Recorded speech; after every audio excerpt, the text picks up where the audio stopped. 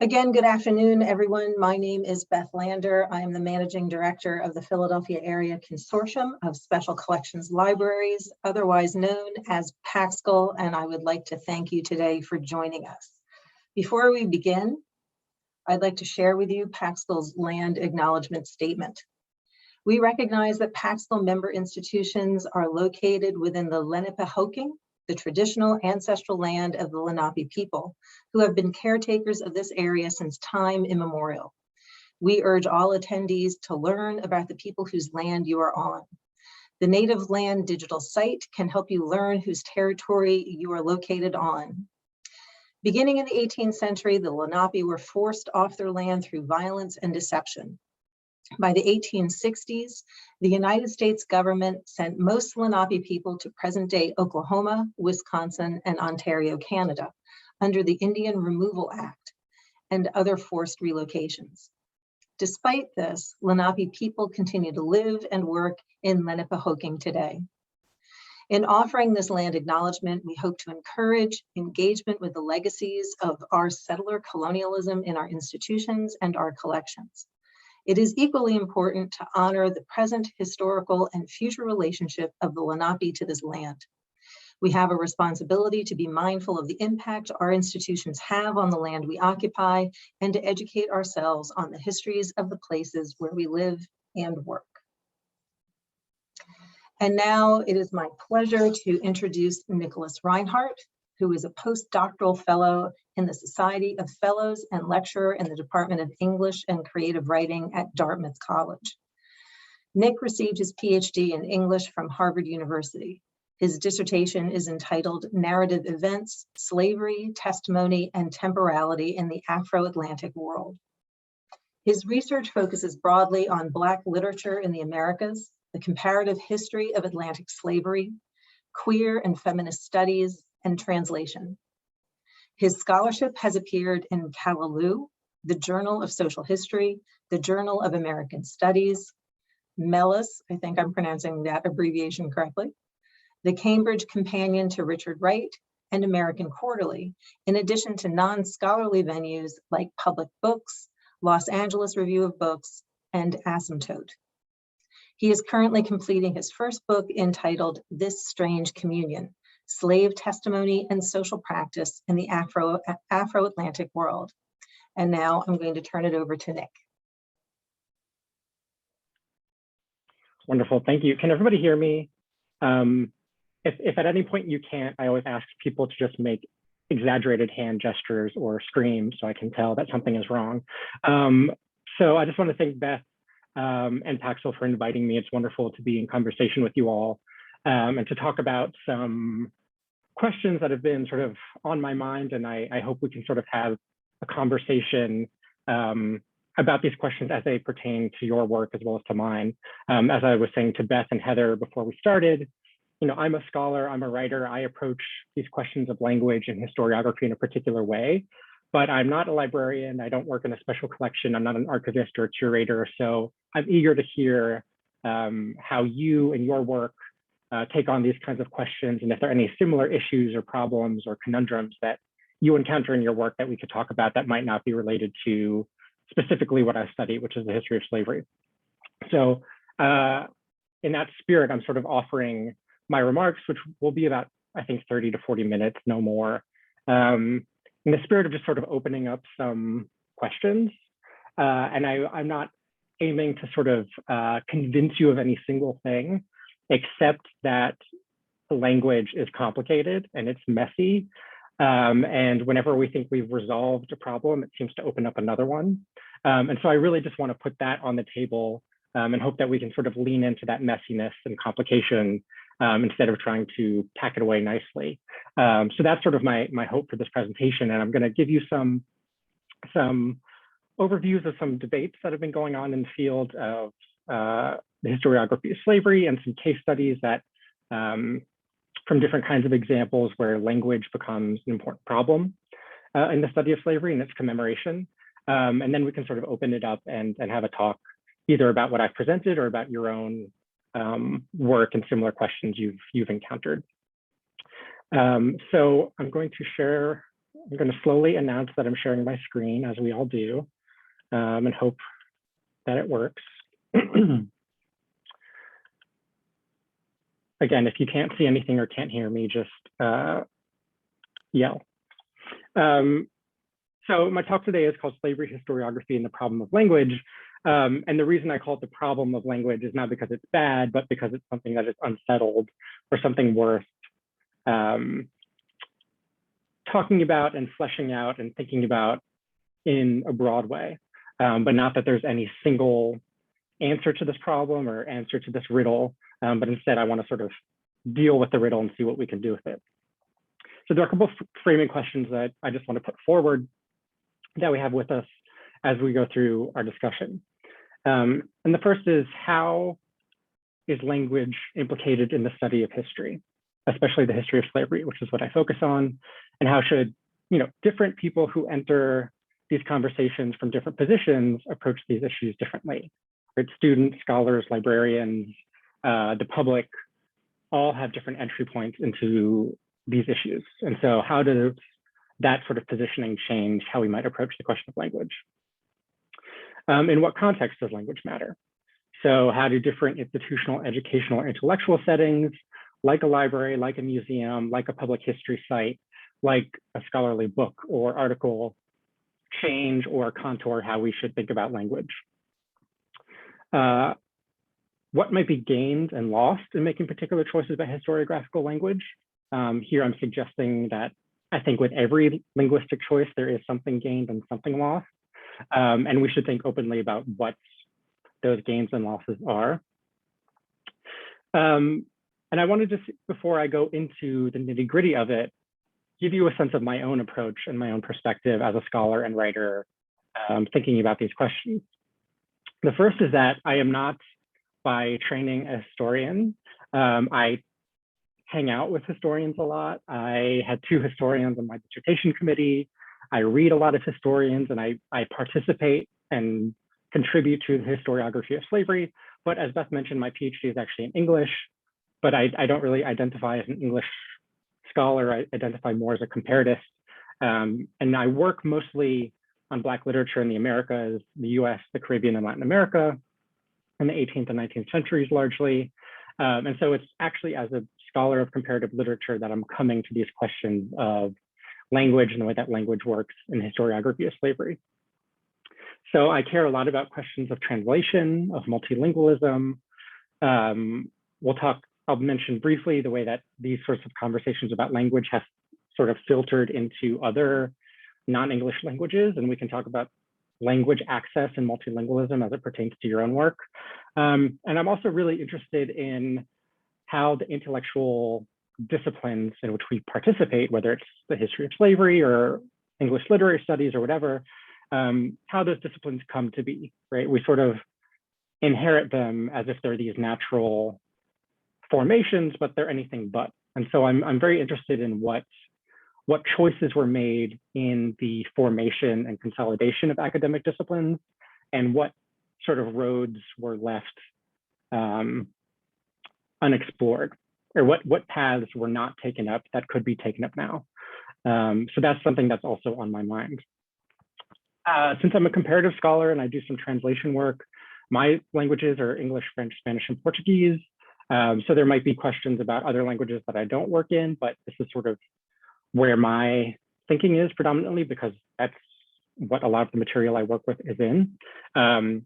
But this is also limited in a sense because they're all Romance languages, and that itself is a kind of limitation, even though it might seem kind of expansive. And so in approaching these questions, really what I'm asking is, what can a literary scholar like myself, which you can substitute in librarian or archivist or curator or whatever, what can I, as someone who focuses on language and studies language for a living, more or less, bring to these debates about language and the study of slavery? Which doesn't mean bringing a totally different set of arguments than historians, but it means being in conversation with them in a particular way, and maybe from a particular vantage. So I'm going to go over a few, I wouldn't really call them debates as much as they're questions that have been raised in historiography, and I want to go through some of the terms of those debates and what is at stake in those conversations. And one thing that I've thought about a lot and written a lot about is this question of what kind of language is suitable or most rigorous or most appropriate for describing the history of slavery. So one of these sort of questions is the use of the word slave owner or slaveholder versus enslaver. Another is the term enslavement versus the term slavery. Another is the term or phrase enslaved person versus the term slave. And the last one is the term self-emancipated and freedom-seeking versus fugitive and runaway. And so I'll go through each of these and just give you a sense of what is actually the content of that, or what is the substance of that sort of argument. And I'll give you a sense of what I think, but I'm not actually here to convince you that one or the other is better. So you may have seen this. This has been a set of terms and a sort of debate that's taken place in public. And it is not just something that scholars are thinking and talking about, but a lot of public-facing institutions, historical sites, historical homes and houses, libraries, museums, any kind of public-facing institution, as well as newspapers, are very actively debating whether enslaver is a term that should replace phrases like slave owner or slave master or slave holder. And the argument for this is largely that enslaver emphasizes a kind of process, right? That the person who is doing the enslaving is doing it over and over again. And it's not just this neutral, static thing, that there's a slave here and a slave owner over here, but that the person who is perpetrating that violence is doing it over and over again. And it's a historical process, not just a sort of neutral, static condition. And so this term is meant to emphasize the way that violence is enacted over and over again, repeatedly, as a process. And it seeks to sort of highlight the accountability of the person who is perpetrating that violence. To say slaveholder or slave owner seems kind of neutral, or can seem kind of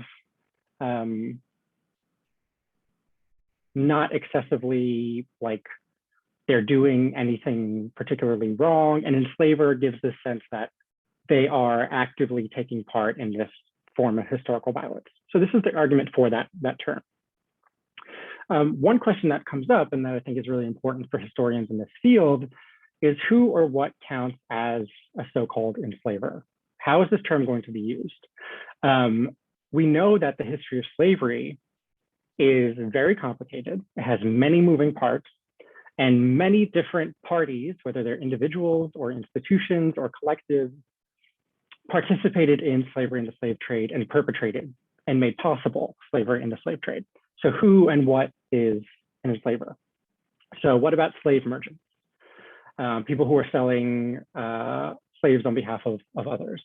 What about the captains and crew who work on or lead slave ships that participated in the Atlantic slave trade? What about auctioneers who ran or led or participated in slave markets or slave auctions? What about slave traders? People who maybe worked on the west coast of Africa and were in charge of actually handling the sort of everyday activities of trading slaves onto slave ships. What about plantation drivers and overseers? Often people who are, not the estate owner or plantation holder, but are sort of subordinate to them, but carry out tasks on behalf of them. What about managers of plantations? In many places, like in the British Caribbean, this is a generalization, but it holds true. Many plantation owners were absentee, so they lived in England or elsewhere, and they had local people on their plantations handle the day-to-day sort of operation of the plantation. So what about those people and their relationship to the individuals or firms that own those plantations? And then there are, of course, a lot of institutions that we don't think of necessarily as being slaveholding or as being enslaving institutions that absolutely were, right? So insurance firms, the history of life insurance goes straight through the slave trade. The history of insurance in general goes straight through this question of, to be frank, how to insure, in the case of the 1781 Zong massacre, which is a very famous example that we could talk about, how to insure damaged property, right? Which is how enslaved people were considered in terms of insurance, right? And the insurance industry basically gets its start and gets its birth through this kind of commerce.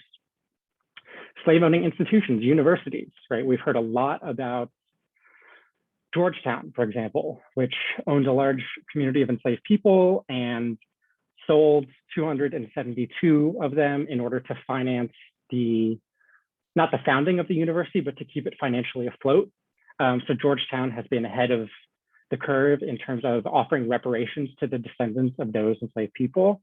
But most institutions of higher learning that were around in the 18th and 19th centuries, maybe not most of them, but a lot of them, had slaves who were working there or were owned by deans and faculty and whomever. So we think about universities, we think about medical schools, hospitals. So not just, when we think about enslaving, we're not just thinking about single people on plantations. We have to think about broader institutional infrastructures. So then the question becomes, is the enslaver always an individual? What does it mean to call a plantation owner an enslaver, and to call a place like my alma mater an enslaver? Or to call, let's say, Rutgers, which has done a big study on its own history of slavery, Rutgers University, an enslaver. And what is at stake in using the same term to describe these two different kinds of enslavement at two different scales that are intertwined in some way, but are not the same thing? So it's important to think about the fact that not all enslavers owned slaves, right? When we think about slave merchants or traders or plantation overseers and drivers, these are not necessarily people who are actually in the position of owning property and people. These are people who participate in the institution of slavery, who make it possible, who make it work on a day-to-day basis, who enact forms of violence upon the enslaved, but they're not necessarily people who actually own or have any kind of stake in human property or in chattel, right? So what does it mean that enslaver is not identical to owning slaves? Where does that get us? And one question I want to raise is, what is at stake in using a single term, a sort of overarching term, to describe what I've laid out as all these different kinds of people, different kinds of social and professional positions, of all different sorts of class backgrounds, across all different sorts of geographies, across time? What is at stake in using a single term to describe all of these people?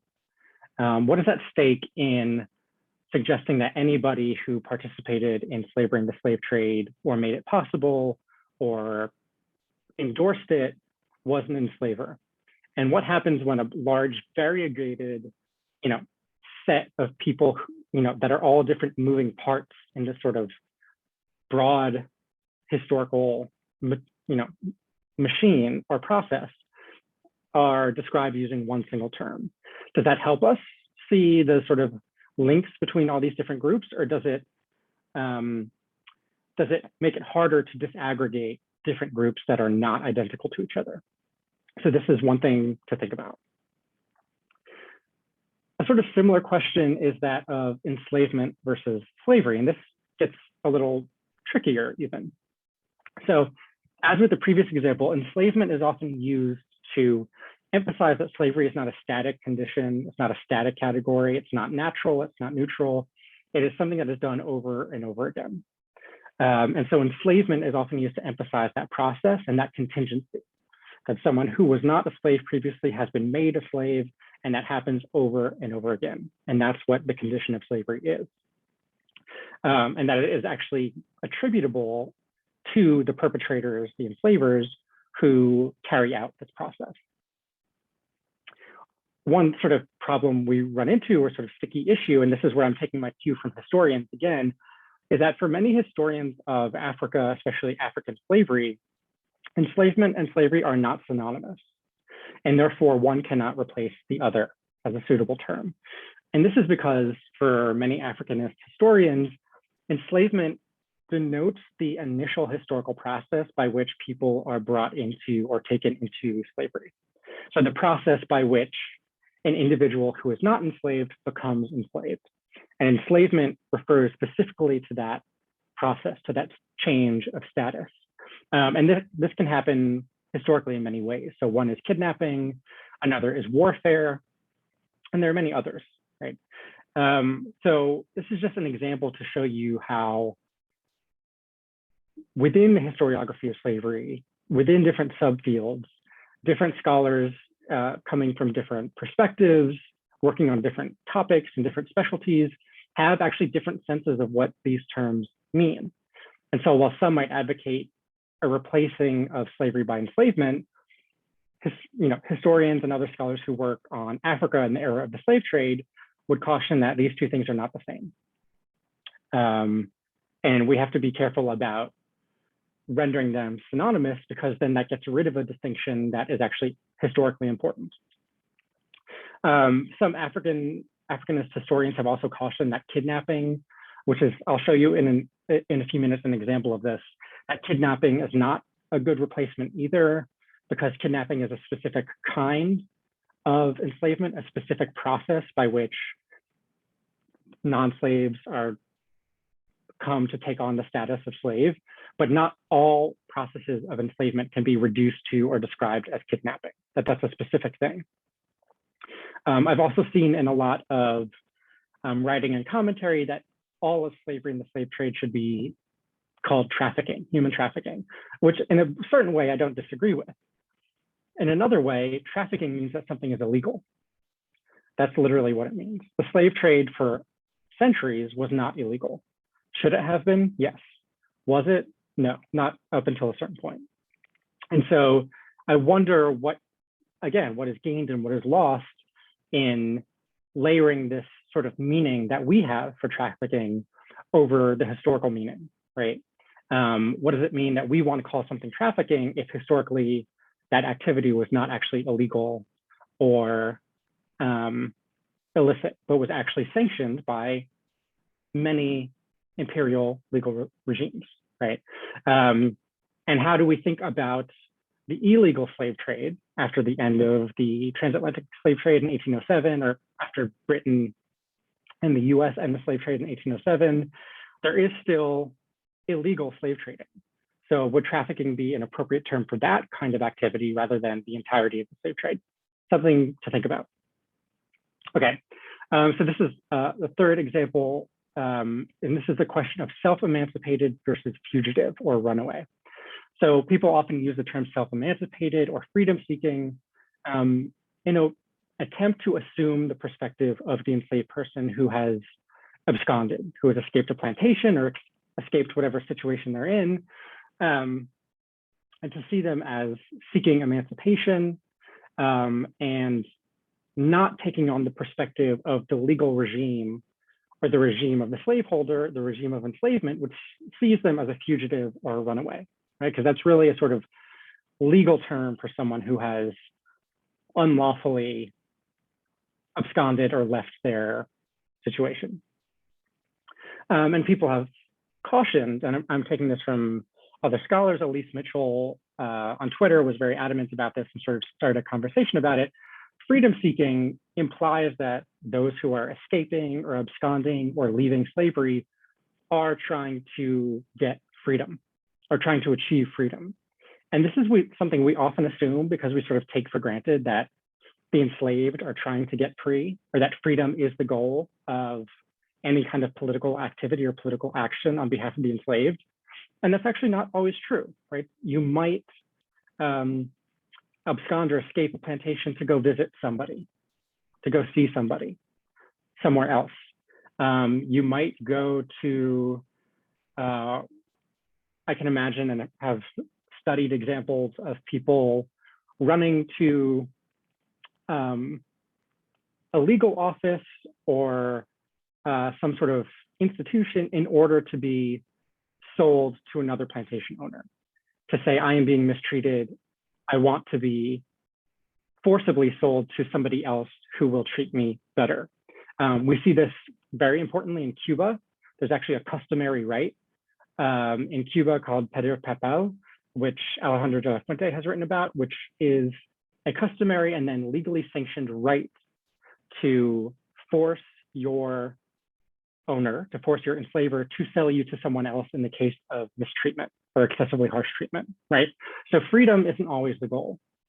And when we suggest that fugitives or runaways are always freedom seeking, we might mistake what their actual political or social goals were.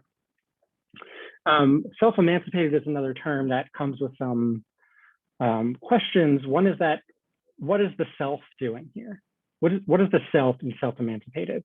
How is it possible to emancipate yourself without the help of others, without collective networks of secrecy, of care, of knowledge and support? Can anybody truly emancipate themselves, or is it always a collective sort of group effort? Is there always necessarily someone else to rely on? And if we're using the phrase self-emancipated, are we obscuring or maybe forgetting about or downplaying how many people it takes to get free, more than just one? And then finally, there's the question of enslaved versus slave. And this is a sort of similar to some of the other ones I've covered, which is that enslaved is supposed to emphasize the humanity and the agency of the person outside of or beyond their slave status, right? So where slave as a term can seem totalizing or dehumanizing or totally describing a person's entire being, enslaved or enslaved person or enslaved individual or enslaved people gives the sense that these people are not, their condition, their being, their lives are not reducible to their status as slaves, that their lives are not reducible to their status as victims of enslavement.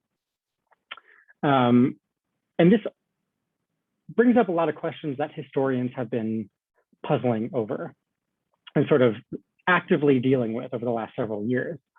First is, what is this, where does this presupposition come from that the term slave or the concept of the slave cancels out one's personhood? I think this comes from 19th century abolitionism, and it's sort of a trope that we've inherited from mainstream Anglo-American abolitionism that is sort of still with us and still in our historical politics. But on what terms is the slave actually a non-person? Is this something that is historically true? Is this something that is legally borne out? Or is this something that we have sort of taken on as an assumption? What are the implications of claiming to recover the humanity or the agency of the enslaved? This is something that Walter Johnson, in a famous article called On Agency, has written about really lucidly and powerfully. When we position ourselves as recovering the humanity of historical subjects, doesn't that assume that it needed to be recovered in the first place? Doesn't that assume that there was some question as to whether it was there in the first place? And so if we're on this rescue mission, doesn't that mean that something needs to be rescued? And what are the sort of implications of that as a political practice? And then sort of going off of that, what authority do we have as historians, writers, librarians, archivists, curators, whomever, to be the ones who can claim to have recovered or rescued or found or highlighted the agency or humanity of historical subjects, whether they're enslaved or not? What kind of position are we putting ourselves in to be the ones who can do that kind of work and to do it by means of our use of language, right? What kind of politics does that espouse? And what kind of sense of our relationship to the historical past does that suggest? Okay, so a couple of examples of things I want to sort of pose to you as questions that I don't have answers to, and I've been thinking about, and I'm hoping we can sort of talk about them as a group. So I want to talk about questions of research in libraries, archives, and collections. I want to talk about questions of education, especially educating the public at these sort of public-facing sites, public history sites. And then there's the question of scholarship, right? And one thing I just want to point out, as I've been suggesting all along, is that these three things are not synonymous. So I don't think there's a one size fits all approach. And I think we should think about as a group what each kind of situation calls for. So when I think about research, I think about search terms, obviously. I think about terms used to describe or classify collections, whether they're collections of archival or manuscript material or other printed material. I think of subject classification. I think of when I pull up something on a library database and all of the subject headings that I often use to go find other stuff.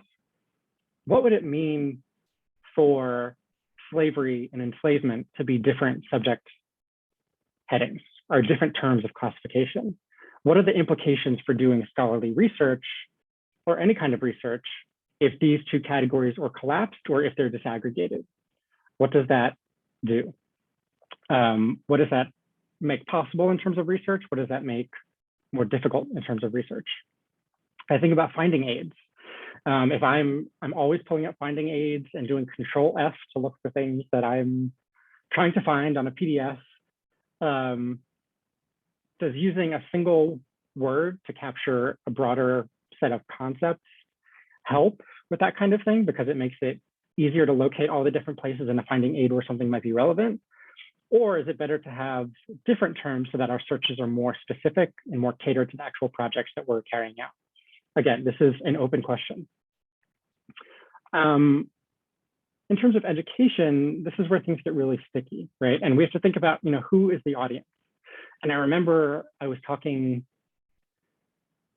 on Twitter with somebody, or somebody was talking at me. It's always hard to tell what's going on Twitter because it's just very chaotic. And I was talking about this piece I wrote, which advocates using sort of different terms and why slave and enslaved person might not be, one substitutable for the other. And somebody said, well, what about, a plantation like Monticello or Mount Vernon or whatever other historical site where people are coming as tourists to a plantation? And what kind of language would be appropriate for them? And it got me thinking, because as a scholar, that's not my audience. Those aren't the people I'm writing for. I'm writing for other scholars primarily when I'm doing scholarly work. But if you're working at a public history site or a historical house or museum, your audience may be people who don't have the presuppositions that I have, right? So who is the audience? Who might encounter this exhibition or plaque, memorial, or online lesson? What are their presuppositions? What do they already know or think they already know? And what are they hoping to learn, right? And who are the stakeholders in that presentation? If it's a sort of memorial or historic site that is that belongs to or is part of a broader community, say that is in that area, maybe those people in that area should have a say over what kind of language gets used in the presentation of that material, right? So who are the stakeholders, not just the people who work at institutions, but people in the community, perhaps descendants of people who are relevant to that history? Who are the people who actually get a say in how this information is presented? So this is one example I want to show you that is just really interesting for many reasons. But this is a plaque that was in Charlottesville, Virginia. And you can see it's a slave auction block. On this site, slaves were bought and sold. Somebody has sort of crossed out by underlining slaves and written human and people, right? This was done, I believe, by this man, Richard Parks, who is a 74-year-old white man, just FYI. And not only did he, you could say, graffiti this plaque, but he proceeded to remove it and replace it with his own. And this is the plaque he replaced it with. And these are his own pictures that were published in the Washington Post. And here he uses the language human auction site. In 1619, the first African kidnap victims arrived in Virginia. Buying and selling of humans ended in 1865. For 246 years, this barbaric trade took place on sites like this. And this man, Richard Parks, was actually very proud of this sort of public art, public service that he was doing. He evidently traced his lineage back to a Confederate general and saw this act that he was taking on as a kind of reparative gesture, as a way of saying that the previous plaque was too easily not seen, was too easily walked over, and that it sort of made nice or made palatable something that was not palatable. And so this is his solution. And so it's interesting to think about what it means that a single person would take this into their own hands as a sort of reparative gesture. I don't know what's happened to the plaque since those 2 years, but it's worth thinking about. A final example I want to show you is this plaque, this memorial in Butler Island, which was the home to what is called the Weeping Time. And there are a couple of books on this, and it's been written about recently. And this is from an Atlantic article in 2014 that was about the Weeping Time and about this memorial that has been put up with input from the local community, and I believe descendants of those who were sold at the Weeping Time, which was the largest single slave auction in American history. And so it's worth thinking about the language that is used here. You know, one of the largest sales of enslaved persons. And again, erected by the Georgia Historical Society in the city of Savannah. So it's worth thinking about all the different stakeholders who came together to make this possible, and how that differs from the sort of plaque on the ground that a single man decided he wanted to remove and rewrite.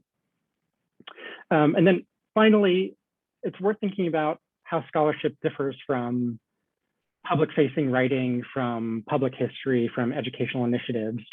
Because as a scholar, when I'm writing scholarly prose or academic prose, I'm writing for other experts in my field, right? I assume, although maybe this is wrong, that we have a shared set of presuppositions and a common vocabulary for doing this kind of work. And so maybe some things don't need explaining, some things don't need to be explicitly laid out because we share a common set of presuppositions. That's not always true, right? Especially if you're an Africanist historian working on slavery and a US historian working on slavery, those are actually vastly different, right? And so there are these sort of conflicts you might run into if you assume you have a shared knowledge that actually is not shared. Of course, more than ever, scholars are trying to engage the public as much as possible by partnering with libraries and museums, documentaries, educational organizations, writing for news outlets, op-eds, and the rest.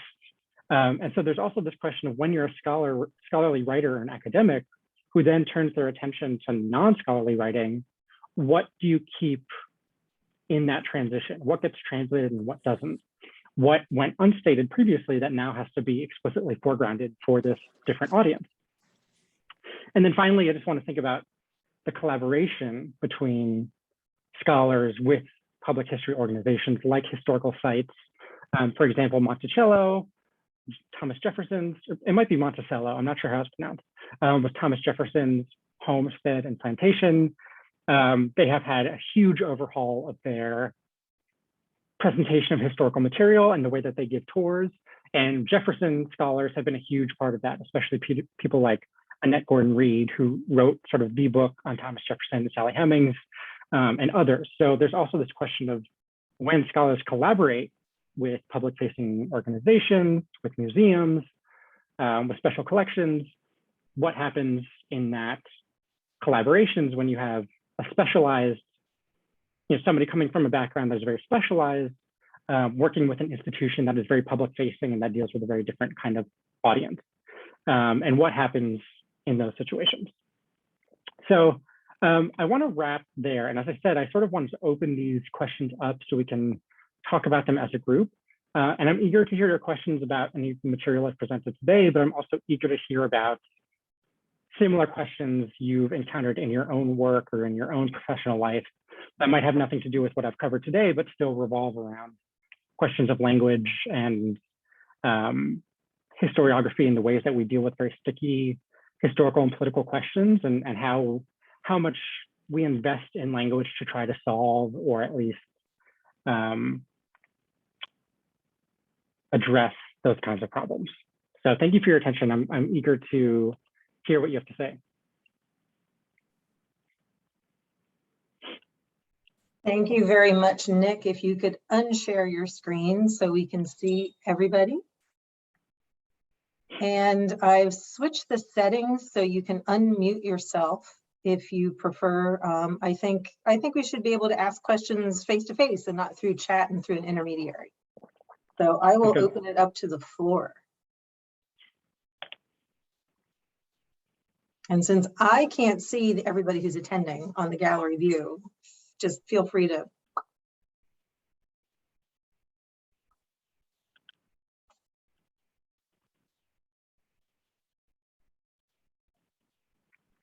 Okay, well, I'll start. I have a thought, and my thought is coming from somebody who oh no, you can't unmute yourselves. Let me see. Hang on, one moment. If somebody else is more adept at Zoom than I am.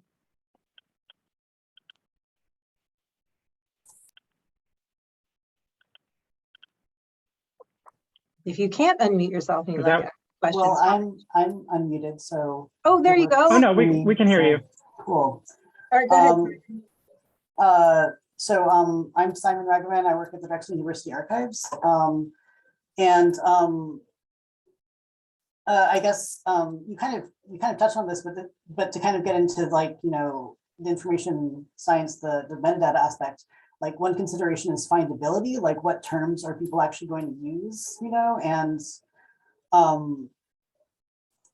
not assuming researchers are academics or, you know, already experts or already aware of the intricacies of, you know, the terminology for specific groups. So in that sense, it's like, you know, having discussions about like, you know, the most respectful, accurate, appropriate terminology.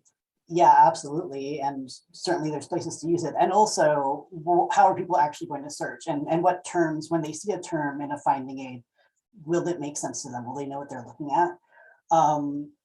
And then on the other hand, will some people be like, why are you using that word? You know, so you can't make everyone happy. And I guess kind of, I also appreciate you kind of touching on, you know, US centrism, like this, like kind of the focus on like, you know,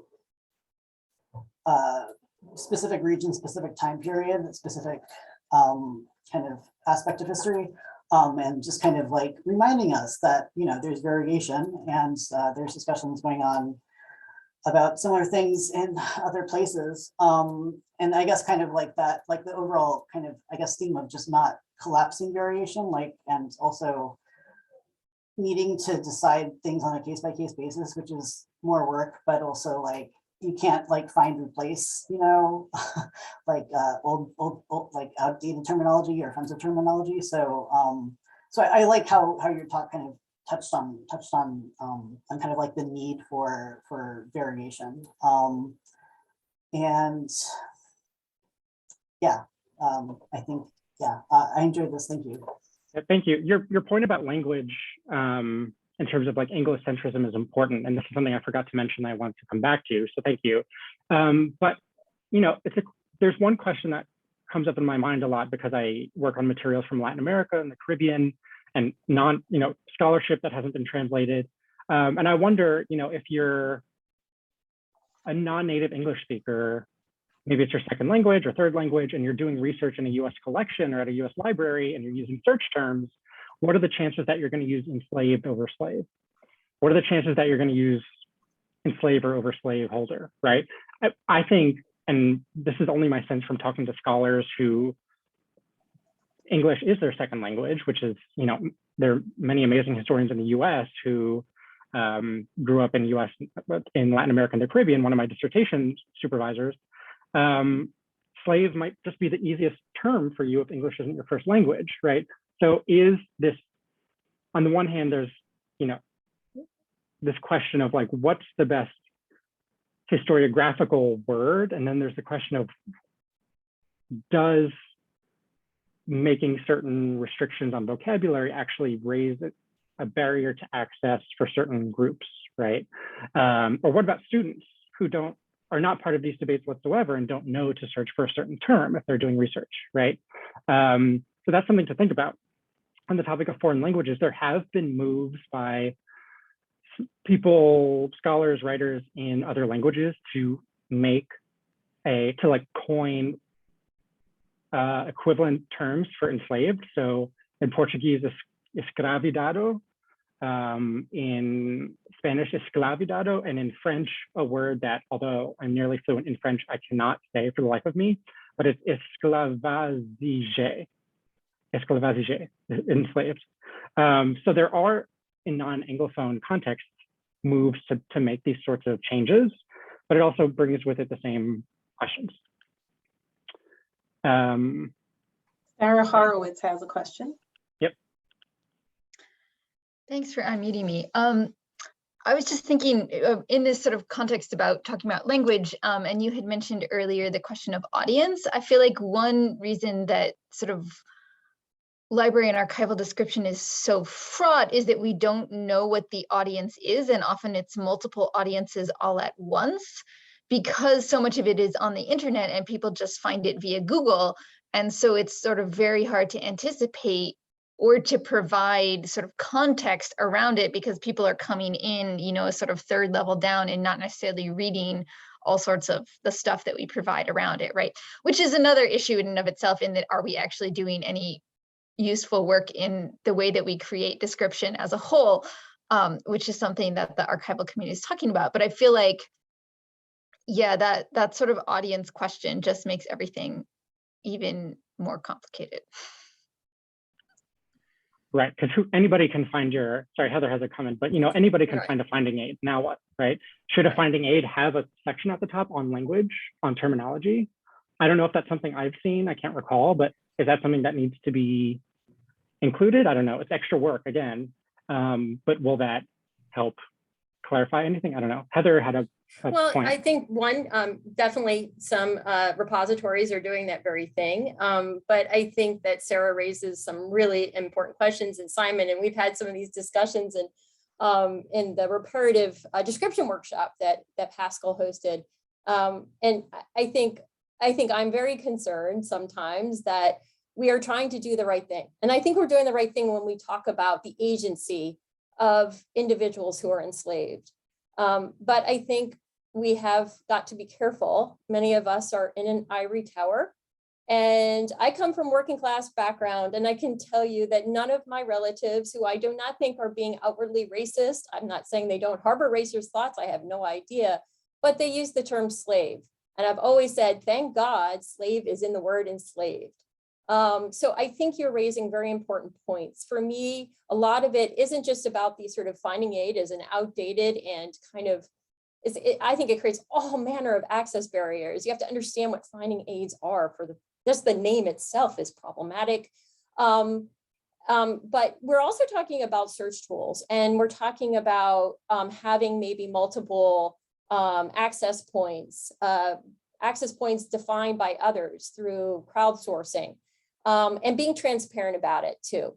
So we could set up a whole thesauri underneath a website that the discovery layer uses and not show that we have the term slave, for example. And I don't think that that's going to do us any service if we did something like that. So I think it's really important as a profession, we think about the technology that we're using and that we think about access barriers that we're creating. I use the term enslaved people in person whenever I possibly can, but I will note that you brought up Monticello, and I have used Monticello in a course that I have co-taught here at LaSalle University. And we talked about and looked at the use of language in sites such as Monticello, and also description. We had them do, they also did description work. And I noted that even at Monticello, they do occasionally use the term slave. There are times when it is so clunky to use the term enslaved people that you cannot convey what you need to. So I think that the guidelines though, and sort of archival description around this though, do provide some to do that. I don't think anything that we're creating within the archives community is that restrictive. I think it's just what we're hoping for is that when we can use this term that provides agency for individuals, that we do so. But if we have to get more specific, I don't think our guidelines are saying that we can't use it. And I think that's really important to note. I don't think this is like sort of dogma that we have to do this. So you raise all kinds of important things, I think, that many of us have been thinking about and don't really know what to do about. Because see, this is the thing. I can say all the stuff I just said. We don't have the time necessarily to not do a search and replace. We don't have the time necessarily to do the kind of in-depth work. And also, I will add that many of us are generalists, right? We do not have in-depth subject knowledge always of the historical time frame where this collection's from, or the historic actors always. So it kind of puts us in a difficult situation. And also I would say with crowdsourcing tags, a lot of the projects around this have been very unsuccessful in getting people to actually provide tags. The ones that have worked more is working with individual groups like seeking this kind of assistance. But anyway, it just kind of puts us in a difficult situation. It's actually a great thing. Clint has a comment or question. And let me make sure that you can unmute yourself. There you go. Thank you. Yeah, I muted myself while Heather was sharing, and I didn't realize you'd have to unmute. I just want to say thank you, Nick. Man, that was so informational. But yeah, I agree. There's a lot of times you guys are so educated and so knowledgeable and so well read on these subjects that a person like me that hasn't been might find it hard to follow. But the teacher can't stay in the bubble with the other people that are knowledgeable and leave everyone else behind, because what's the point in learning if you're not teaching? I may not understand every concept you're speaking of, but I'm grasping. It's just like when I was in another Zoom meeting where I hadn't learned before about the cotton slaves, being told, okay, you're free now, just to have the law enforcement criminalize almost everything, just to jail all those same Black people, and now have free slave labor in the jails. So that's something I learned from somebody else about this particular topic, right? And it brings me to, the thoughts of Indigenous people, right? We have our own issues. It's very similar, where somebody's come over and said, you guys aren't human. And, we have a doctrine of discovery. God said we have the right to take this land. Well, who gave this person this right? Right? We are all inherent. We all have inherent rights. Why is it all of a sudden that somebody has the right to say that I don't have a right to be human, or I don't have the right to a free choice, or I don't have the right to my own homeland? And when I think about the Indigenous issues like that, then I think, well, okay, we have the topic, people are talking about it now. But again, there's the ones that have the book information, the ones that went to university and trying to teach the ones below. But are they teaching our Indigenous ways, or are they teaching the slave master's way from that university? So that's where the wording comes into play. And that's very important, because how do we know the right wording? In Canada, there's approximately about 613 different nations. These aren't just Indian bands. These are nations. And these nations signed a treaty with a crown, another nation. But yet we have the crown's government, which is underneath the crown, that's educating the Indigenous people that Canada has the right to make a law called the Indian Act, which is genocidal, I might add. All 5 points of genocide are in that law. But that law is now the way they determine how they can judge us, how they can be the slave owners of us, kind of deal, on our own lands. So how are we teaching? Where are we learning our information from? That's a very important part, because even my own teachers, some of the ones that I learned from, where are they learning their information from? The word land back that you might hear in Indigenous rallies and groups these days. Well, the word land back makes it seem like we don't have the land. Fact of the matter, up in Canada, we have that treaty, which Indigenous people granted permissions to the Crown to come onto our lands. So if those treaties are still existing, that means we are the owners. You know, it's just the wording is very important. So I thought I'd throw that in there. It really is difficult for the teachers like yourselves to learn, to teach, but the more you're doing it, you know, the more people that join, the more we learn, and even if it's just a little bit at a time, right? So I appreciate it. Thank you very much. Thank you, Clint, for that perspective. Matthew Lyons has a question or comment.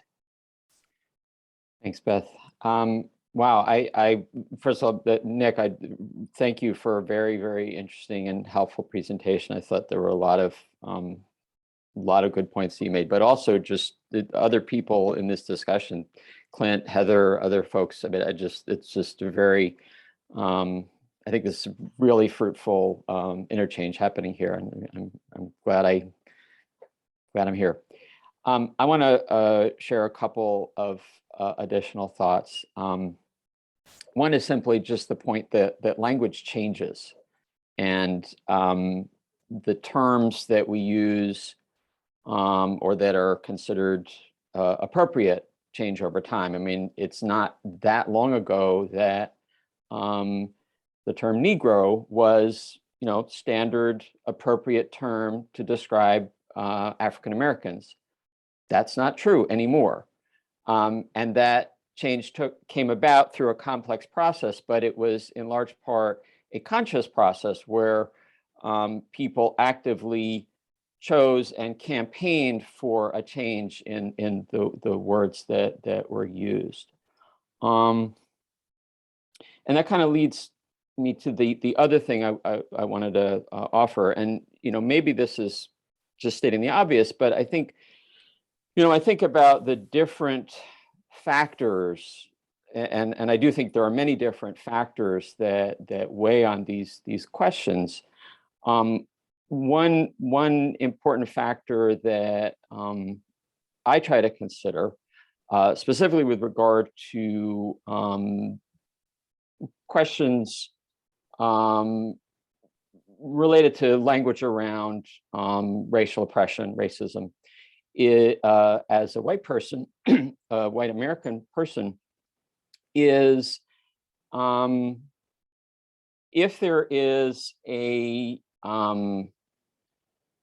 initiative coming from members of an oppressed community for a change in the language, I think that is very important, and that carries weight. That doesn't negate any of the other considerations, but that carries weight in and of itself, above and beyond other considerations. And it's, you know, it's not like, you know, all African Americans speak with one voice, obviously, or you know, something like that. But I do think that, you know, certainly my understanding is that the move to make these changes in terminology from slave to enslaved person and so on, primarily come from, you know, organized initiatives from African Americans. And, you know, I think that that was one piece that I didn't hear you address, Nick. And I, you know, among other things, I'd be curious how you see that factoring in here. Thanks. Yeah, I think it's a really important question, especially when we're dealing with sort of public spaces, monuments, memorials. And as I suggested with, the Butler Island Weeping Time Memorial, if there are, descendants or people in the community that have direct links to these sites or these organizations, they should be stakeholders in deciding what kind of language should be used, right? I think when we're talking about scholarship and scholarly writing and the kind of work that we do among scholars for each other, I think each scholar has to sort of make the choice that is right for their work with intentionality, and has to decide like what their work is going to reflect and why. And so that's sort of what I'm trying to get at, is that I don't think there is a one sort of size fits all solution. And I think for organizations like public history organizations or community organizations who have decided to adopt a certain set of terms instead of another, I think that's great. And they have the ability to do that, and that should be followed. The question is whether that should apply to every single scholar who's working in this historiography, when not all scholars have the same perspective or the same opinion, and there's no centralized single community or association or sort of flow of direction from any one person. So there are scholars who want to do X and there are scholars who want to do Y. When you talk about racial terms, I think about the capitalization of B in Black, which is now adopted by the AP, and most newspapers are doing this. I do it in my writing.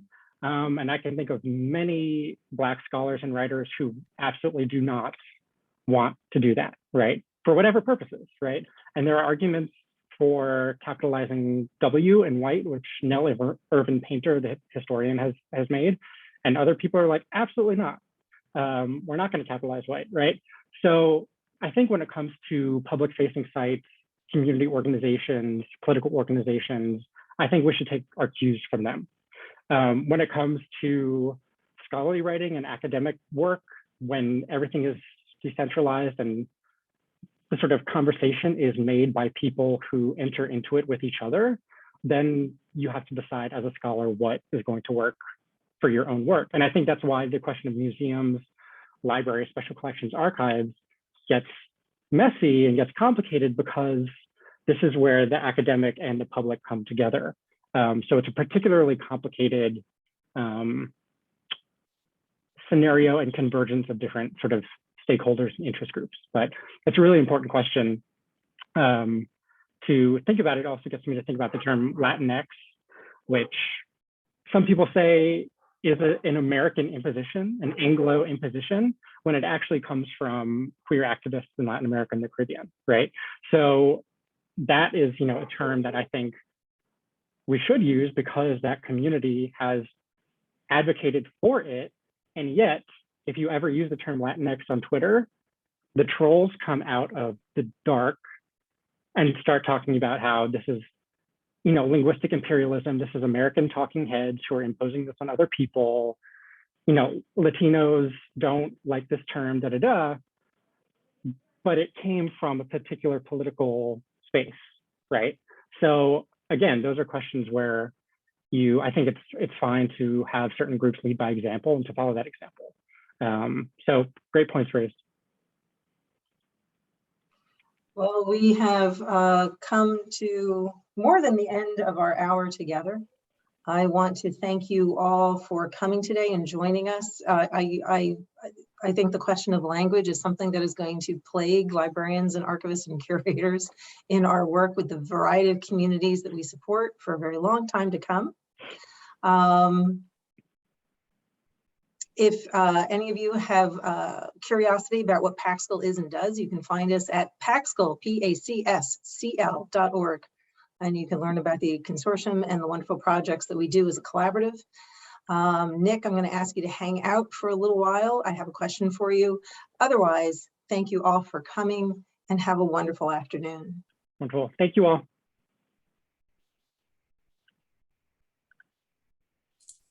Do you need me to stay, Beth? No, you're good. Okay. All right. Thank you, Nick. Thank you.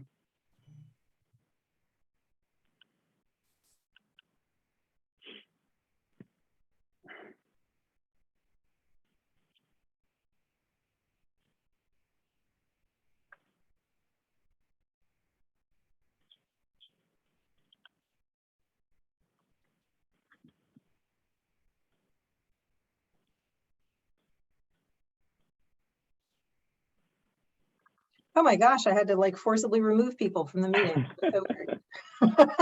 All right, first of all, that was so perfect. That Oh, was great. so perfect. Great. Thank you. I'm glad. I will let you know if I get any feedback, but Okay. I think you have deflated the panicked members of our DEI committee who somehow thought you were going to come on and suggest horrible things. Yeah, no, maybe another time, but not this round. It could be for drunk bad history, you know, one of those. Yeah. Yeah. Drunk offensive history. Yeah. That should be a new thing instead of just straight up drunk history. I'm going to process your invoice. I have your W-9, which has your mailing address. And I'll get the check processed tomorrow or Thursday. It usually takes about a week or 10 days. Okay. But don't get it by, you know, the June 20th or thereabouts. Can you just let me know? Okay, we'll do. Okay, I appreciate it. And any other feedback that you hear from folks who are not within the PACSCL orbit, you know, I'd love to have. Love to Okay. share. Okay, I'll let you know if I hear anything. But thanks so much. Thank This was great. This was fun. Thank you. Thank you. Have a good day. Yeah, you too. Bye. Bye.